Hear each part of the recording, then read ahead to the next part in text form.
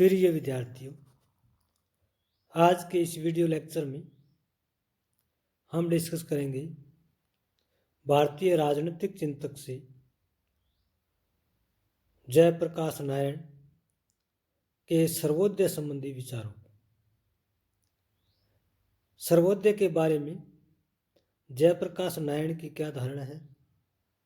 जयप्रकाश नारायण ने भारत में सर्वोदय समाज की स्थापना के लिए क्या विचार दिए? सर्वोदय समाज का लक्ष्य क्या बताया? सर्वोदय की प्राप्ति कैसे की जा सकती है? भारत में सर्वोदय को कैसे स्थापित किया जा सकता है? सर्वोदय के क्या लाभ है? लोकतांत्रिक राज्य और सर्वोदय का क्या संबंध है? समाजवाद और सर्वोदय का आपस में क्या संबंध है? तो आज के इस लेक्चर में हम जयप्रकाश नारायण की सर्वोदय संबंधी धारणा का गहराई से अध्ययन करेंगे, विश्लेषण करेंगे।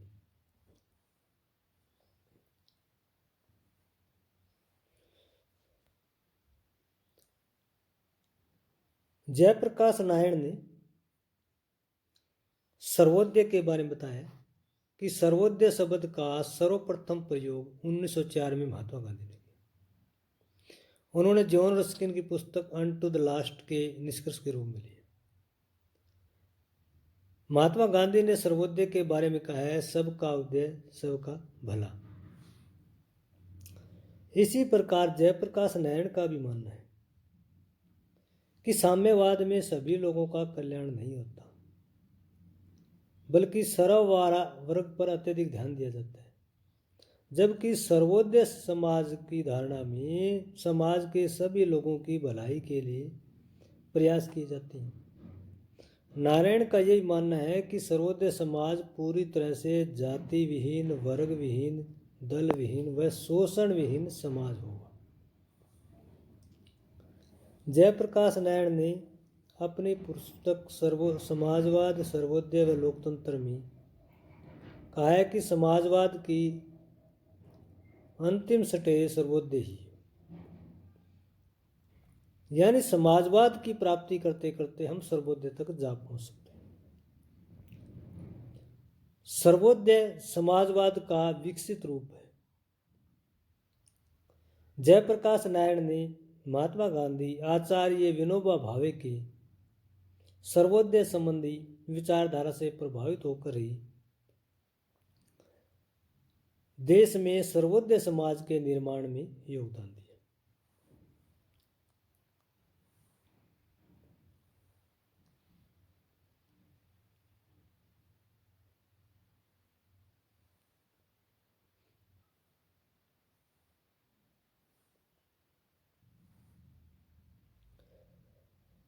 जयप्रकाश नारायण ने अपनी सर्वोदय संबंधी धारणा में राजनीतिक व आर्थिक विकेंद्रीकरण का समर्थन किया। उनका कहना है कि जब तक राजनीतिक शक्ति व आर्थिक संसाधनों का विकेंद्रीकरण नहीं किया जाता, तब तक सर्वोदय समाज की स्थापना नहीं की जा सकती। उनका मानना था, सर्वोदय समाज में राजनीतिक शक्ति विभिन्न इकाइयों में केंद्रित नहीं होगी, बल्कि इसमें प्रत्येक व्यक्ति की समान भागीदारी होगी। पंचायतों को स्वशासन का अधिकार दिया जाएगा। दल विहीन लोकतंत्र की स्थापना हो ताकि कोई भी व्यक्ति दलीय तानाशाही का शिकार न हो। जब दल विहीन लोकतंत्र होगा, राजनीतिक दलों का कोई स्थान नहीं होगा, तो राजनीतिक शक्तियों का विकेंद्रीकरण होगा, दलीय तानाशाही समाप्त हो जाएगी। उन्होंने कहा कि सर्वोदय समाज की स्थापना के लिए कृषि, उद्योग व परिवहन इत्यादि का राष्ट्रीयकरण होना चाहिए, ताकि पूरे देश में एक समान आर्थिक व्यवस्था कायम हो। नारायण ने सर्वोदय समाज की स्थापना के लिए आर्थिक संसाधनों के राष्ट्रीयकरण एवं विकेंद्रीकरण पर अधिक बल दिया। उनका कहना था कि आर्थिक संसाधनों का केंद्रीकरण देश के हित में नहीं, आर्थिक संसाधनों का विकेंद्रीकरण होना चाहिए, तभी प्रत्येक व्यक्ति को आर्थिक विकास का लाभ मिलेगा। तभी समाज में निचले पायदान पर खड़े व्यक्ति को आर्थिक संसाधनों का लाभ मिलेगा। इसलिए सर्वोदय समाज का अगर निर्माण करना है तो राजनीतिक शक्ति और आर्थिक शक्ति का पूरी तरह से विकेंद्रीकरण होना चाहिए। जयप्रकाश नारायण ने लोकतांत्रिक प्रणाली का समर्थन किया है। उन्होंने कहा कि देश के लोकतंत्र में लोक शब्द दबा हुआ है और तंत्र शब्द सीने पर सवार है। आम जनता तंत्र का शिकार हो रही है। लोकतंत्र में दलीय तानाशाही का बोलबाला है। जनसाधारण पूरी तरह से तंत्र द्वारा पीड़ित व शोषित है। यानी जयप्रकाश नारायण ने सरकार के तानाशाही स्वरूप को उजागर किया कि देश में देखने में तो लोकतंत्र दिखाई देता है, वास्तव में लोकतंत्र नहीं है, केवल तंत्र है, यानी केवल तानाशाही है। जनता के हितों की बात नहीं की जाती। जयप्रकाश ने बताया कि गणराज्य में राज्य का अस्तित्व है, गण का नहीं। उन्होंने आम जनता का आह्वान किया कि वे अपने अधिकारों के लिए स्वयं संघर्ष करें। उन्होंने कहा कि कोई भी दूसरा व्यक्ति या दल उनके हितों का संरक्षण नहीं करेगा। गणतंत्र व्यवस्था में प्रत्येक व्यक्ति को गण माना जाता है, प्रत्येक व्यक्ति का महत्व रहता है। लेकिन जयप्रकाश कहते हैं कि भारत में राजनीतिक व्यवहार में ऐसी स्थितियां दिखाई नहीं देती और भारत में प्रत्येक व्यक्ति को सर्वोदय समाज के रूप में स्थापित करने के लिए अपनी रक्षा स्वयं करनी होगी। कोई राजनीतिक दल या कोई राजनीतिक संस्था उनके हितों के लिए कार्य नहीं करेगी। उनका कहना था कि आज देश में महंगाई, भ्रष्टाचार, बेरोजगारी इत्यादि समस्याएं हमें चुनौती दे रही। 1975 में श्रीमती इंदिरा गांधी द्वारा लागू किए गए आपातकाल की भी उन्होंने कड़ी आलोचना की। इसी कारण उन्हें जेल में जाना पड़ा। उन्होंने कहा कि इस तरह का लोकतंत्र जहां पर दलीय तानाशाही हो, आम जनता की आवाज़ पूरी तरह से दब जाती है। आम जनता को दलीय तानाशाही के द्वारा परेशान किया जाता है, पीड़ित किया जाता है, शोषित किया जाता है। ऐसे में सर्वोदय समाज की स्थापना नहीं हो सकती। जयप्रकाश का मानना है कि सच्चा लोकतांत्रिक पक्ष तभी उभर सकता है जब संपूर्ण लोकतंत्र की संपूर्ण क्रांति लोकतंत्र की सतत जागरूक प्रेरी बने। यानी जयप्रकाश नारायण ने वास्तविक लोकतंत्र के लिए भारत में 7 प्रकार की क्रांतियों का आह्वान किया है कि जीवन के हर क्षेत्र में सकारात्मक परिवर्तन करने की आवश्यकता है, बदलाव करने की आवश्यकता है। तभी देश में वास्तविक लोकतंत्र स्थापित हो सकता है।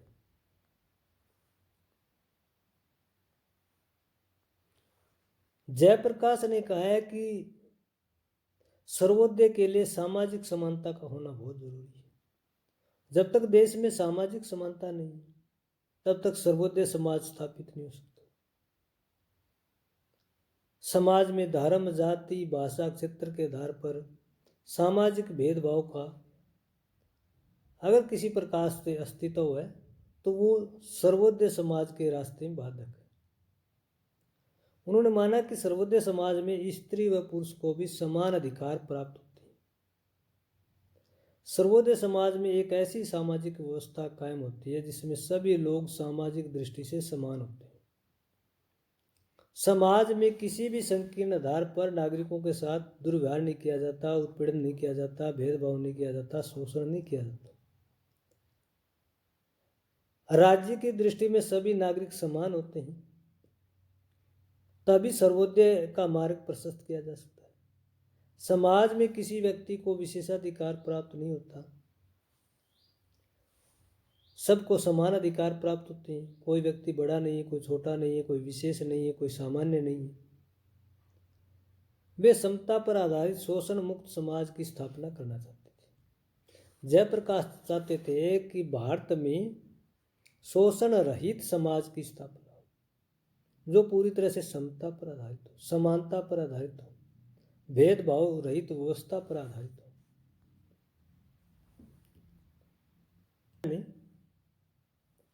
राजा की शक्ति पर भी अंकुश लगाया, राज्य की शक्ति पर अंकुश लगाया। उन्होंने कहा कि राज्य जो है आम जनता के हित के विरुद्ध में पक्ष में नहीं है।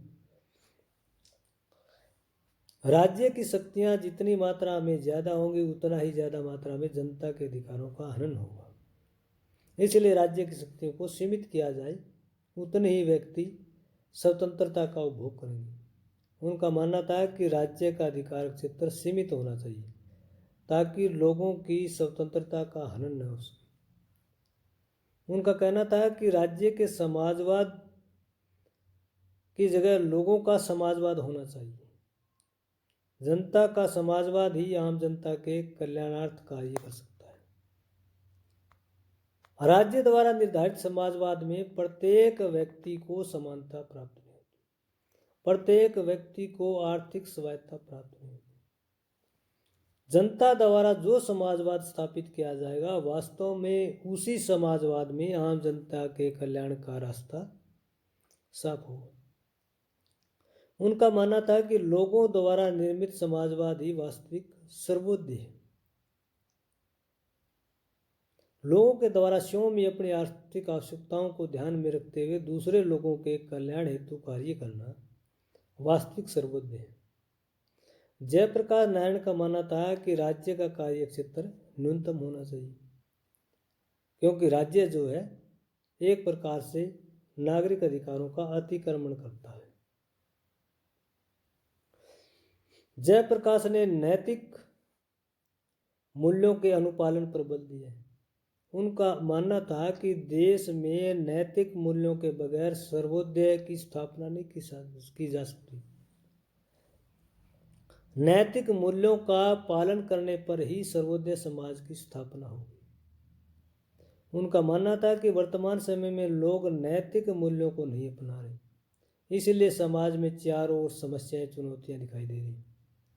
वर्तमान समस्याओं का मूल हल नैतिक मूल्यों को अपनाने में। प्रत्येक व्यक्ति अपनी अंतरात्मा के आधार पर विश्लेषण करे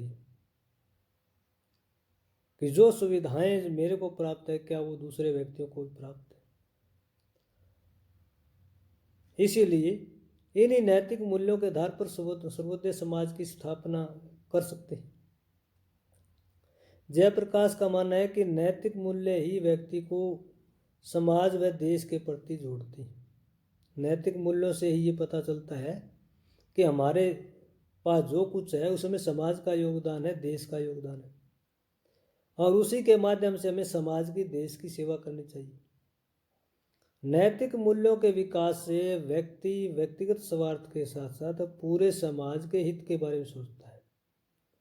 जो व्यक्ति नैतिक गुणों से परिपूर्ण है वो केवल व्यक्तिगत स्वार्थ के लिए कार्य नहीं करता, बल्कि उसके व्यक्तिगत स्वार्थ में समाज का भी हित छिपा होता है, देश का हित छिपा होता है। नैतिक मूल्य व्यक्ति को सामाजिक प्राणी के रूप में विकसित करते हैं। नैतिक मूल्यों के विकास से ही देश में सर्वोदय समाज का निर्माण एवं विकास होगा।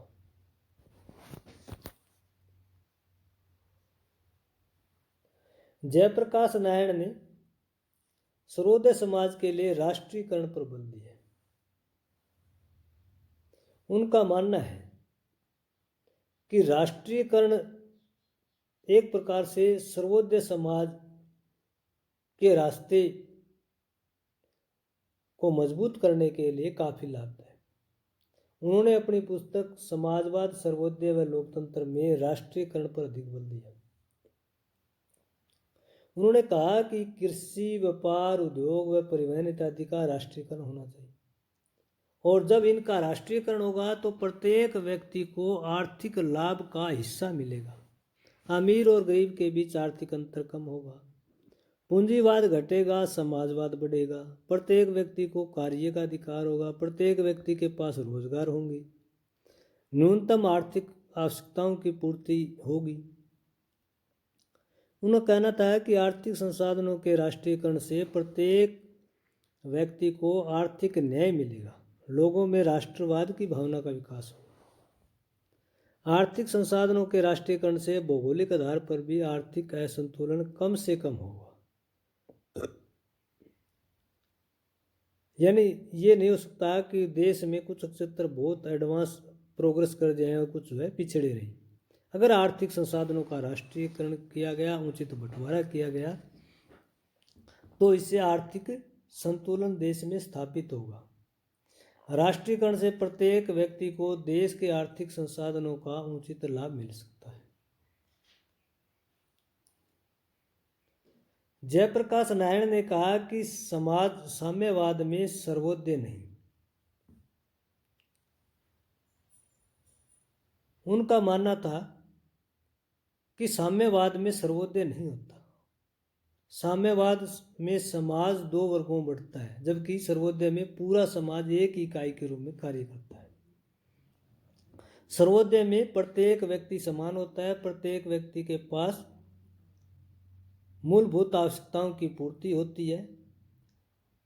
अर्थव्यवस्था के आधार पर बहुत ज़्यादा जो है अंतर दिखाई नहीं देता। साम्यवाद में सर्वहारा वर्ग व बुर्जुआ वर्ग पर अपनी तानाशाही स्थापित करता है, जबकि सर्वोदय समाज में समाज के सभी लोग राजनीतिक व आर्थिक रूप से समान होते हैं। सर्वोदय समाज में एक वर्ग को दूसरे वर्ग द्वारा न तो दबाया जाता, न ही शोषण किया जाता। साम्यवाद में केवल श्रमिक हित की बात की जाती है, जबकि सर्वोदय में समाज के सभी लोगों के हितों का संरक्षण किया जाता है। साम्यवाद समाज में वर्ग के आधार पर बंटवारा करता है, जबकि सर्वोदय में कोई वर्ग विभाजन अथवा वर्ग संघर्ष नहीं। सर्वोदय में समाज के अंतिम छोर पर खड़े व्यक्ति के कल्याण पर ध्यान दिया जाता है। यानी जयप्रकाश नारायण ने साम्यवाद और सर्वोदय की विशेषताओं, उनके महत्व, उनके उपयोग के बारे में बताया है कि साम्यवाद में समाज दो धड़ों में बढ़ता है, शोषक और शोषित, जबकि सर्वोदय में समाज दो धड़ों में नहीं बढ़ता, बल्कि सर्वोदय में समाज एक इकाई का ही रूप होता है, क्योंकि सर्वोदय में अंतिम पायदान पर खड़े व्यक्ति को भी लाभ का हिस्सा पहुंचता है। अमीर और गरीब के बीच वाइड डिफरेंस नहीं होता। सर्वोदय में सबके उद्देश्य, सबके भलाई, सबके कल्याण की कामना की जाती है, सबको लाभ का हिस्सा पहुंचाया जाता है। इसलिए जयप्रकाश नारायण भारत में साम्यवाद की बजाय सर्वोदय मूवमेंट का समर्थन करते हैं। जयप्रकाश नारायण ने ग्रामीण विकास पर भी बल दिया है। उनका मानना है कि ग्रामीण विकास से ही सर्वोदय समाज का निर्माण होगा। उन्होंने कहा कि देश में लगभग 80% जनसंख्या ग्रामीण क्षेत्रों में निवास करती है, इसलिए ग्रामीण क्षेत्रों के संपूर्ण विकास से ही देश का विकास होगा। ग्रामीण लोगों को जीवन की मूलभूत आवश्यकताओं की पूर्ति होनी चाहिए। उन्होंने कहा कि ग्राम पंचायतों को स्वशासन का अधिकार होना चाहिए। ग्राम पंचायतों को आर्थिक रूप से आत्मनिर्भर बनाया जाए। सर्वोदय समाज के निर्माण के लिए ग्रामीण स्तर पर हर तरह के प्रयास होने चाहिए। एक प्रकार से जयप्रकाश नारायण ने कहा है कि हमें भारत में सर्वोदय समाज का निर्माण करना है तो गांव से शुरुआत करनी होगी। गांव के लोगों के कल्याण का कार्य करना होगा, क्योंकि देश की 80% जनसंख्या गांव में निवास करती है। जब ग्रामीण लोगों का विकास होगा तो देश का विकास अपने आप हो जाएगा। जयप्रकाश नारायण के सर्वोदय संबंधी विचार आज भी उतने ही प्रासंगिक है। जयप्रकाश नारायण ने सर्वोदय का विस्तृत अर्थ बताया है, सर्वोदय समाज का अर्थ बताया है, सर्वोदय समाज की स्थापना कैसे की जा सकती है इस पर प्रकाश डाला है, सर्वोदय और समाजवाद के बीच अंतर बताया है, सर्वोदय और लोकतंत्र के बीच अर्थ बताया है, सर्वोदय के रास्ते में आने वाली रुकावटों के बारे में बताया है, भारत की तत्कालीन सामाजिक व्यवस्था और सर्वोदय के बारे में तुलनात्मक अध्ययन प्रस्तुत किए हैं। तो जयप्रकाश नारायण की सर्वोदय संबंधी धारणा से संबंधित आज का ये वीडियो लेक्चर आपको कैसा लगा, कमेंट करके ज़रूर बताइएगा कमेंट बॉक्स में। अगर ये वीडियो पसंद आता है तो इसे लाइक कीजिए और वीडियो को अपने मित्रों के साथ ज़्यादा से ज़्यादा शेयर कीजिए और मेरे इस चैनल को सब्सक्राइब कीजिए। धन्यवाद।